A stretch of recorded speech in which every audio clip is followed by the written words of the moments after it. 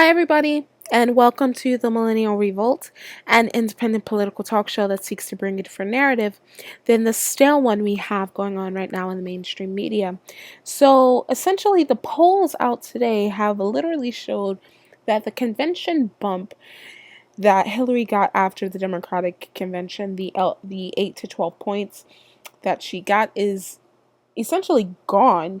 And in some of the new polls, she is tied with Donald Trump in some key battleground states.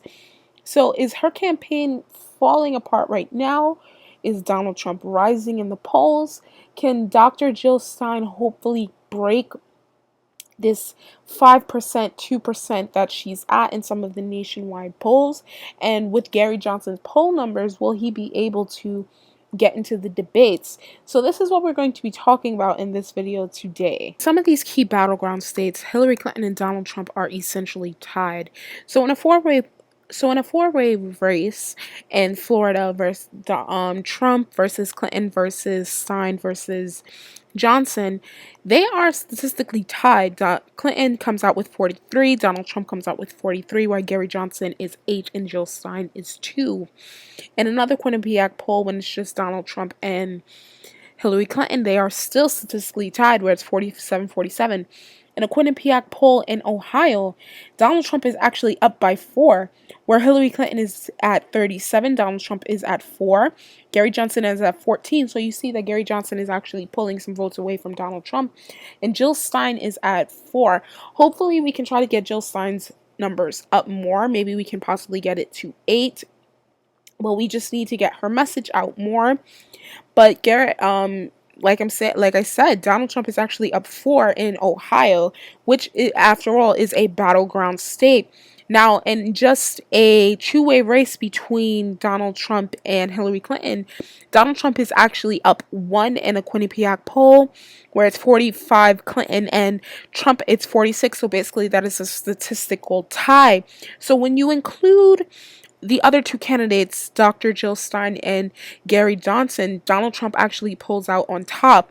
Now, in the Pennsylvania Quinnipiac poll, when it is a four-way race, including Gary Johnson and Dr. Jill Stein, Hillary Clinton is actually up by 5.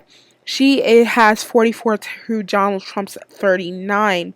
Now, in the same Pennsylvania poll, when it's up just Donald Trump versus Hillary Clinton in the Quinnipiac poll, she is still up by 5. It's Clinton 48, but it's 43. But he's quickly closing this gap.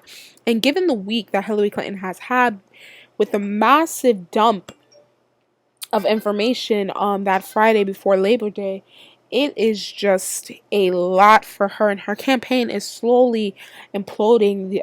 They're going to try to need to, her people are going to try to need to get out of this, because now everybody is talking more about her email scandal, and WikiLeaks is said that they're going to be releasing some more information soon.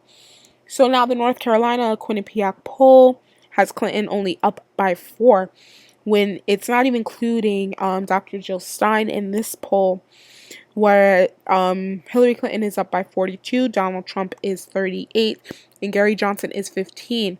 So with Gary Johnson in the race in North Carolina, he actually pulls votes from Donald Trump. So I want to know how much votes Dr. Jill Stein pulls from Hillary Clinton, because it's not even counting her in this poll. And same with the Suffolk poll from North Carolina as well. Trump is actually up by 3 points. So it's Clinton 41, Donald Trump 44, and Gary Johnson 4.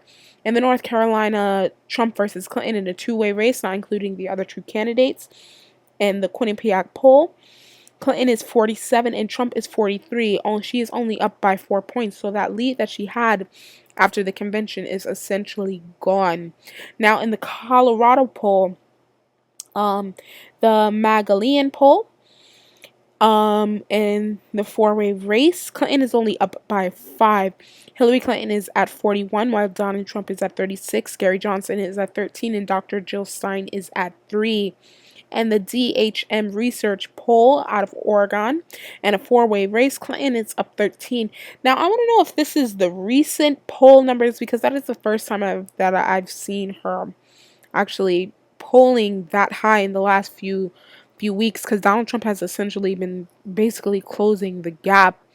So this is interesting. Donald Trump had a fairly good week last week, and the week before he hasn't done anything stupid, and he hasn't actually made an ass of himself. He's been keeping quiet. So I've been saying, if he surrounds himself with smart people and somebody takes his Twitter away from him, and he just keeps sticking to the fact that Hillary Clinton is a liar, that there are a lot of questionable things in her past, he could give her a run for her money. I want Dr. Jill Stein to get out there more. Please hit home her message, because she has a great message, and I think that will resonate with the American people if they give her a chance and stop editing her answers, as we seen that PBS did. So yeah, so we'll see where goes. This is anybody's race now. The polls are tightening up in the last 2 months, and this is just getting interesting. I'm the Millennial Revolt. Thank you guys so much for watching, and you have a wonderful day. Bye.